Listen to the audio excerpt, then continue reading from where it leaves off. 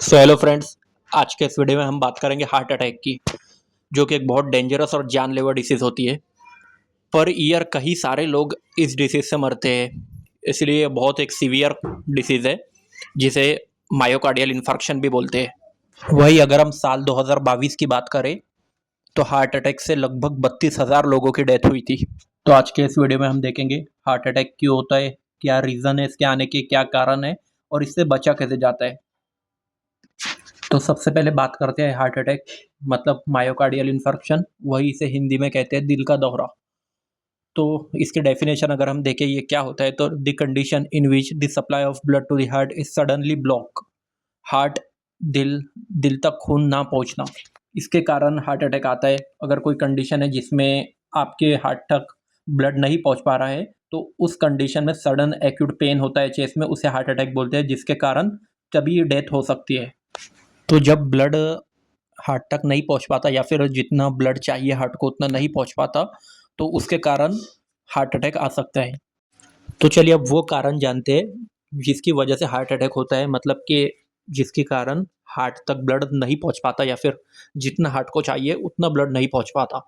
तो वो कंडीशन को बोलते हैं कोरोनरी आर्टरी डिसीजेस, या फिर इससे दूसरा नाम है एथेरोस्क्लेरोसिस। अब ये दे जानेंगे हम कि एथेरोस्क्लेरोसिस क्या होता है। तो ये होता है the condition in which artery become narrow due to fat deposition and other cause. तो इसमें जो नसें होती है, जो खून की नली होती है जो हार्ट को ब्लड सप्लाई करती है, उसमें फैट जमा हो जाता है, फैट डिपॉजिट हो जाता है, जिसकी वजह से वो खून की नली बारीक हो जाती है, उस कारण ब्लड हार्ट तक नहीं पहुंच पाता। देखिए इस इमेज में आप देख सकते हैं एक नॉर्मल ब्लड आर्टरी मतलब खून की नली कैसी होती है, और जिसमें एथेरोस्क्लेरोटिक आर्टरी मतलब जिसमें फैट जमा हो जाता है वो कैसी होती है। जो नॉर्मल आप देख सकते हैं इसमें ब्लड एकदम इजीली फ्लो हो सकता है, और इसमें जो है नली या फिर आर्टरी बारीक हो चुकी है जिसके कारण ब्लड अच्छे से नहीं पहुंच पाता। तो चलिए अब जानते हैं कि एथेरोस्क्लेरोसिस मतलब फैट डिपोजिशन, चर्बी जमा होना क्यों होता है। तो इसके कई कारण हो सकते हैं, जैसे स्मोकिंग।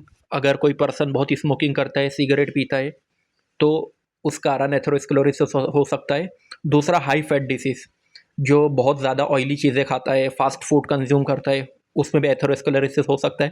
डायबिटीज़, डायबिटीज़ से एथेरोस्क्लेरोसिस हो सकता है। हाई कोलेस्ट्रॉल, हाइपरटेंशन यानी कि ब्लड प्रेशर बढ़ना।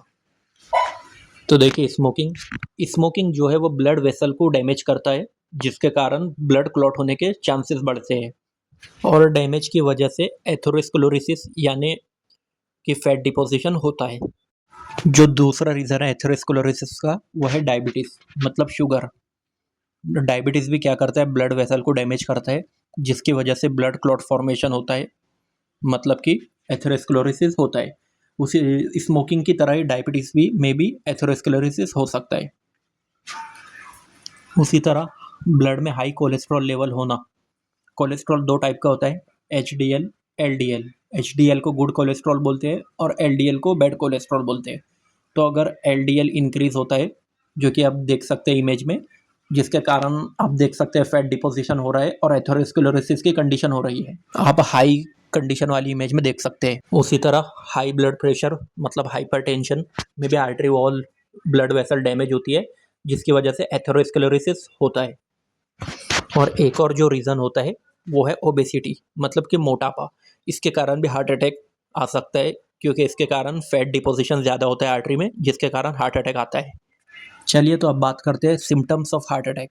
मतलब हार्ट अटैक जब आता है तो तब पेशेंट क्या महसूस करता है। तो सबसे पहले जो है वो चेस्ट पेन मतलब छाती में दर्द होता है। टाइटनेस इन चेस्ट मतलब उससे घुटन महसूस होती है। दूसरा pain in back, neck, arm.